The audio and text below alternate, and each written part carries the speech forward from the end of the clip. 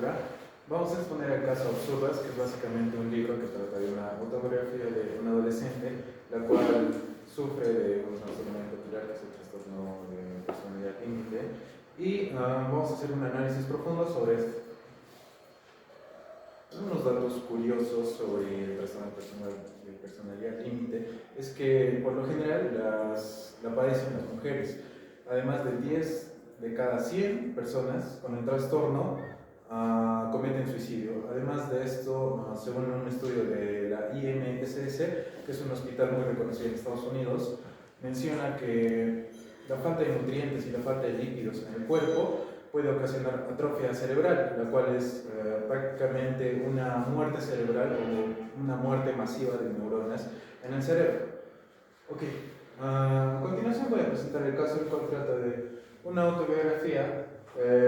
Como autor es Cielo Latini, y la autobiografía comienza con la experiencia de un adolescente en el colegio, la cual sufre de muchos abusos o conductas excluyentes por parte de sus compañeros hacia ella, debido a que padecía de sobrepeso, y esa era la principal razón por la que no le iba bien en la escuela, ¿no?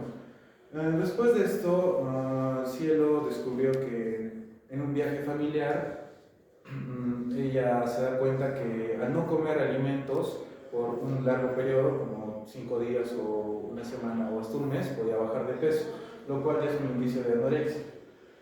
Después de esto, el libro nos menciona que regresó al colegio después de muchos cambios y se unió a un grupo de amigas, el cual les incentivaba mucho o les gustaba mucho mostrarse el físico y también intentaban ser populares, ¿no?, en el colegio.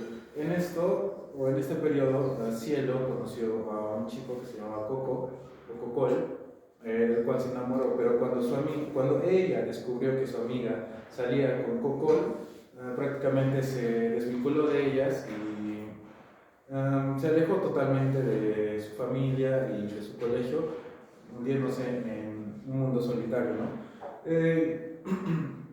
Después de esto, conoció el internet y las relaciones virtuales, por así decirlo. Durante esos paseos virtuales, se podría decir, conoció a Alejo, el cual era un chico que tenía 9 años más que ella, y comenzaron una relación tanto virtual que también física. A veces, cuando ellos tenían tiempo, salían o hacían cosas, ¿no? Y cuando Cielo se dio cuenta de que Alejo no le daba la atención suficiente, comenzó a practicar la anorexia, así básicamente. No comía, ella quería sentirse delgada con el fin de, al verse mejor físicamente según ella, iba a atraer la atención de Alejo, ¿no? Lo cual esto provocó mucha inestabilidad en su vida, tanto familiar como social, ¿no? En esta inestabilidad prácticamente sufre un conflicto familiar, el cual lo desvincula totalmente también de ellos. Se va a vivir a un cuarto en el cual crea un foro y incentiva las prácticas anoréxicas con otras jóvenes que conversaban con ella virtualmente, ¿no? Y durante este periodo ella desarrolló ansiedad debido a lo sola que permanecía, al casi contacto nulo social que tenía, y eso nos cuenta, ¿no?, el libro, y que al final ella logra reponerse o resucitar, si lo menciona, logra encontrar una solución a su problema de depresión y a sus trastornos, y bueno, ahí termina el libro termina así, y ella escribe su historia, ¿no?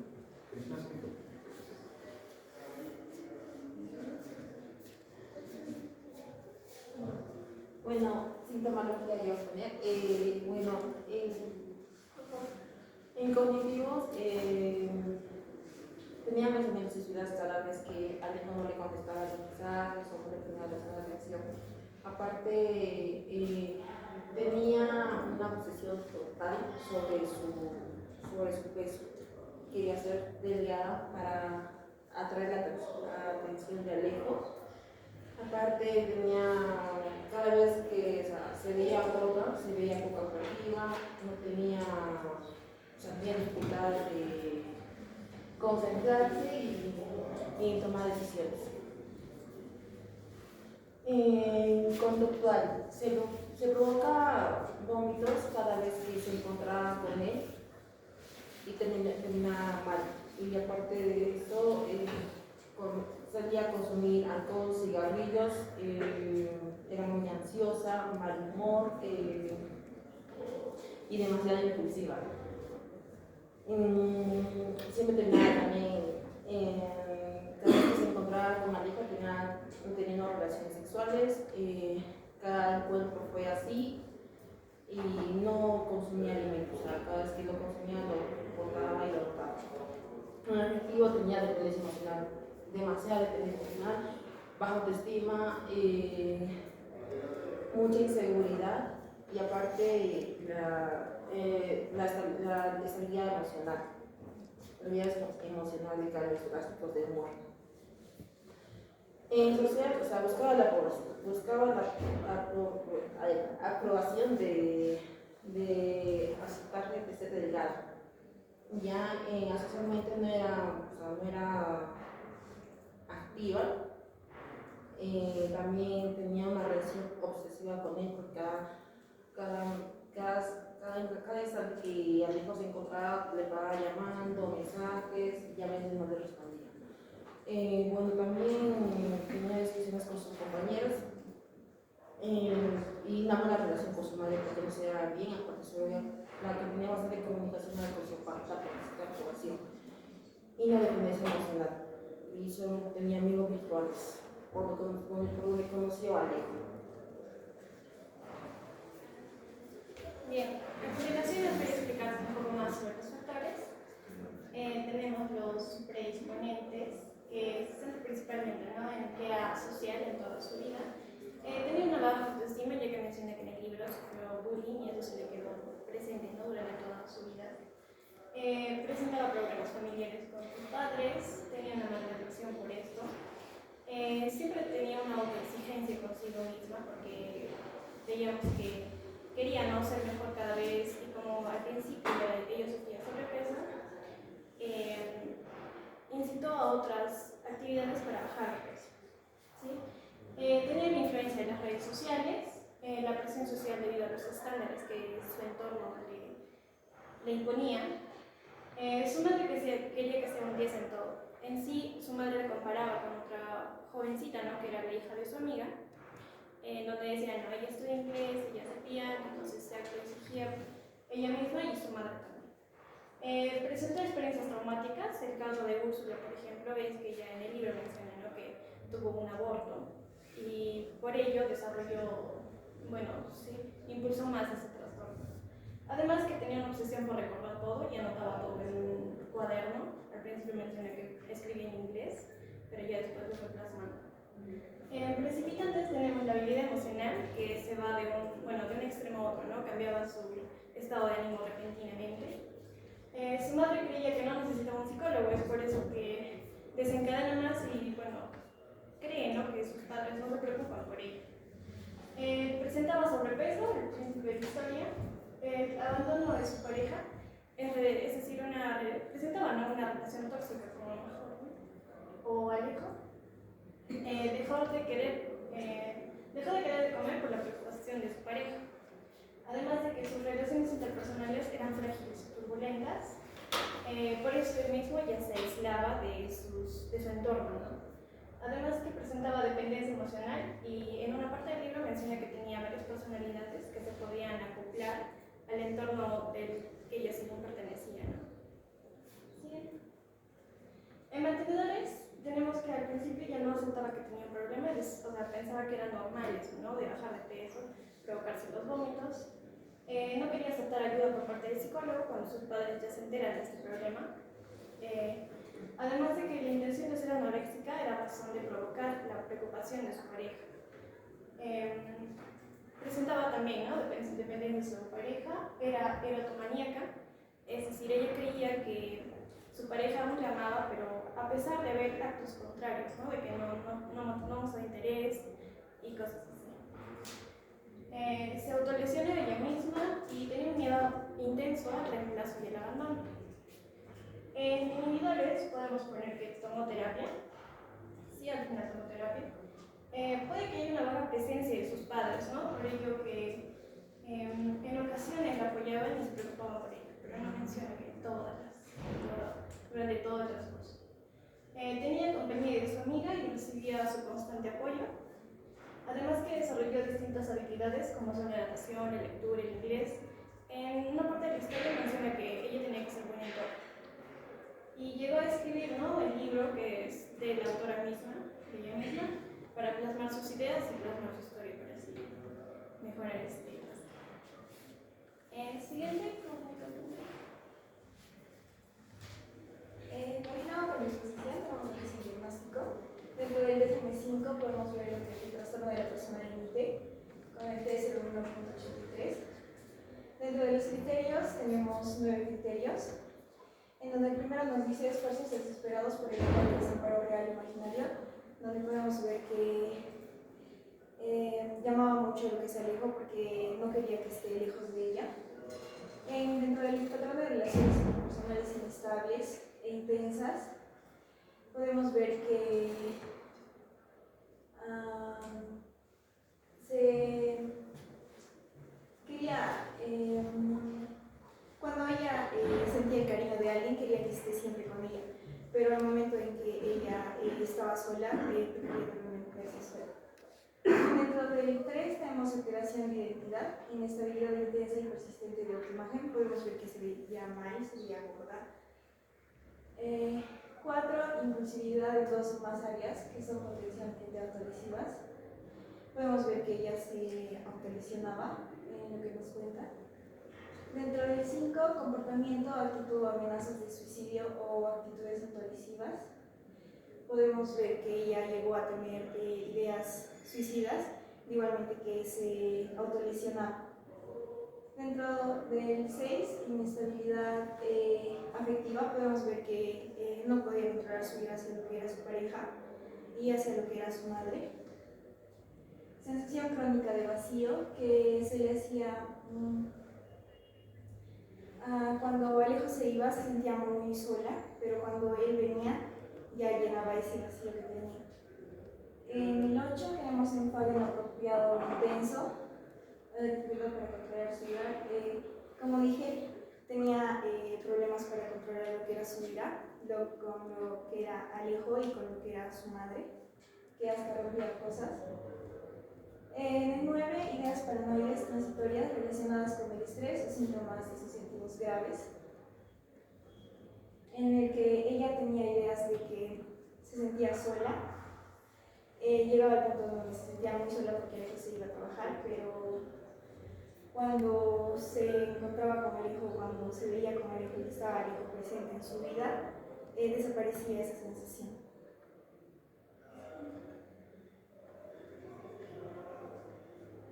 Dentro de lo que es el CIE-10, el trastorno de inestabilidad emocional de la personalidad tipo límite, que es el 60.31, tenemos 2 criterios que se subdividen en 4. El primero es: debe cumplirse los criterios generales de los trastornos de personalidad. En el 1 tenemos descripción de las normas esperadas y aceptadas de la propia cultura. Dentro de la cognición podemos ver que ella se veía mal físicamente, ella solita se veía mal. Afectividad, teníamos que era, no podía controlar su ira. Control de impulsos, tampoco podía controlarse con lo que era su madre y Alejo. Relaciones interpersonales, que no tenía buenas relaciones interpersonales. En el segundo tenemos la depresión, debe manifestarse de forma generalizada. En sus acciones no se limitaban a lo que era una situación, digamos que era la situación, ya sea con Alejo o que era con su madre. En el 3 se produce malestar general. Sí se sentía muy mal con lo que era, con todo lo que le rodeaba, ¿no? Con lo que era su madre, Alejo, su familia, incluso sus amigos. En el 4, evidencia de la desviación es estable y de larga duración con el inicio al final de la infancia o la adolescencia. Como nos cuenta la historia, todos estos problemas surgieron desde su adolescencia. En el criterio B tenemos deben estar presentes al menos 3 de los síntomas mencionados del criterio F60.30, a los que se deben añadir al menos 2 de los siguientes, que es alteración o duda acerca de su imagen. Vemos que sí tenía alteraciones con la imagen de su cuerpo, se veía mal, se veía gorda. En el 2, facilitar al verse envuelto en relaciones intensas e inestables. Vemos que tenía una muy mala relación con su pareja porque era muy tóxica, ella hacia su pareja, de igual forma su madre con ella. En el tercero, esfuerzos excesivos para evitar ser abandonados. Como dije, llamaba mucho lo que era el hijo, para que esté solo con ella hasta cuando se iba a trabajar, no lo dejaba en paz al hijo. Reiteradas amenazas o acosos de autoagresión. Vemos que en la historia que se autolesionaba, incluso tenía ideas de suicidio. Y en el último, sentimientos crónicos de vacíos. Ella se sentía sola cuando el hijo se alejaba de ella.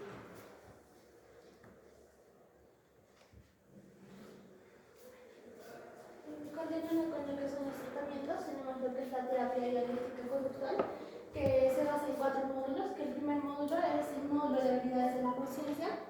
Se basa básicamente en lo que es las emociones de las personas, en este caso sería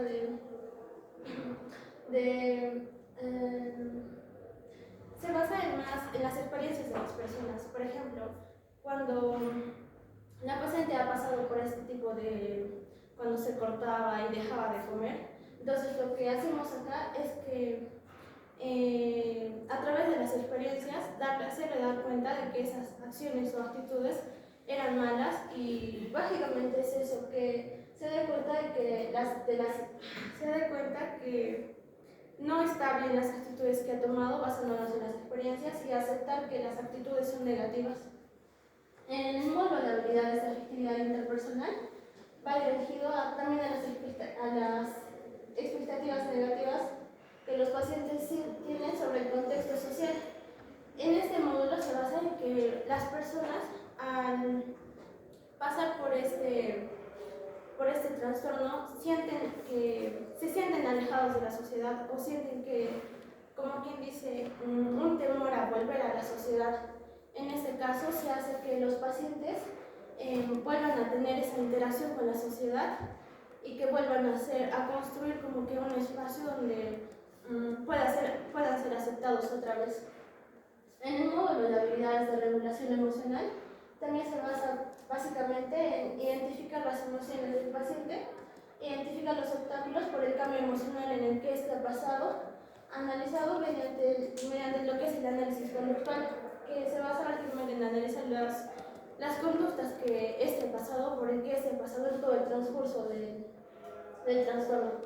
El módulo de tolerancia a la frustración se basa en las frustraciones, básicamente se basa en las frustraciones que tiene el paciente. Se basa más en tratar de que el paciente, por ejemplo, si es que ha sufrido lo que son los cortes y lesiones, hacer que ya no tenga esas actitudes, o sea, si próximamente se vuelve a frustrar, entonces que ya no vuelva a tener esos cambios repentinos y empiece a lastimarse, a cortarse o tratar de hacer otras cosas con su cuerpo. Estas terapias se especializan en lo que es tratar de que ya no tengan la ideación suicida, y para estabilizarlos, que estas técnicas puedan llegar a ser mayor eficaces, tenemos que utilizarlos durante todo un año. También el tratamiento de estas técnicas se pueden acompañar con lo que son las técnicas. Acompañamos las técnicas con lo que es las técnicas de respiración, haciendo que el paciente, al volver como en los módulos, hacemos que el paciente recuerde por las experiencias que ha pasado para que se las acepte, y al aceptarlas poder trabajar más en lo que es la aceptación, lo que es negativo y lo que es positivo. Entonces aquí trabajamos con las técnicas que es el mindfulness, que se basa en concientizar al paciente en lo que es en el aquí y en la ahora. Básicamente se trata en que el paciente tiene que reconocer por lo que ha pasado, y al hacer esto, al aceptar se podría decir, por lo malo que ha estado viviendo, hacemos que se acompaña dándole, como quien dice, se le dice preguntas para que recuerde. Digamos, ¿te acuerdas por lo que has pasado? Él, al recordarlo, nosotros podemos hacer como que una contrapregunta para que no suene tan malo y él también se dé cuenta por lo que ha pasado. Lo que es el MDR se basa en que consiste en el que el propio paciente pueda comprender por lo que ha pasado, aceptar las situaciones desagradables y traumáticas y poder procesar esas experiencias para superarlas. Básicamente, en lo que es el mindfulness y el MRD se basa en que los pacientes puedan analizar o volver a, como quien dice, retroceder para que se den cuenta que las acciones que han tenido son negativas. Y también podemos acompañarlo con lo que es la musicoterapia. La musicoterapia sirve para que el paciente facilite la comunicación y el aprendizaje. Y este sirve para que la persona pueda, como quien dice, manejar mejor sus emociones mediante las armonías y la melodía.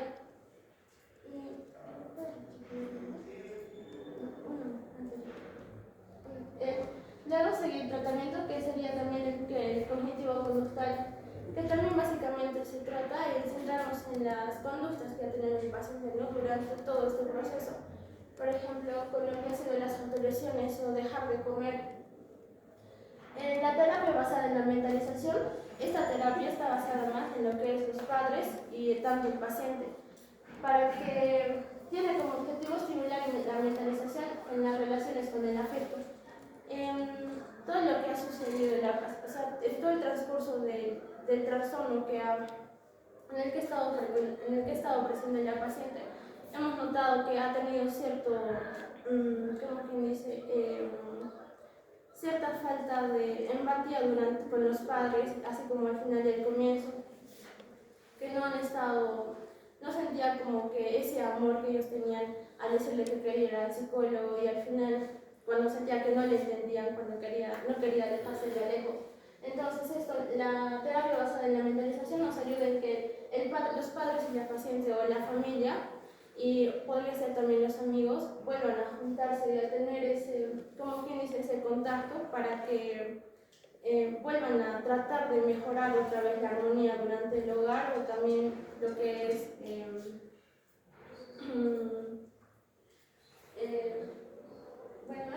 básicamente se basa en eso, ¿no? Que vuelvan a tener esa misma armonía, o vuelvan a tener ese mismo contacto más unido entre la familia y la sociedad en sí. Y eso sería todo los tratamientos.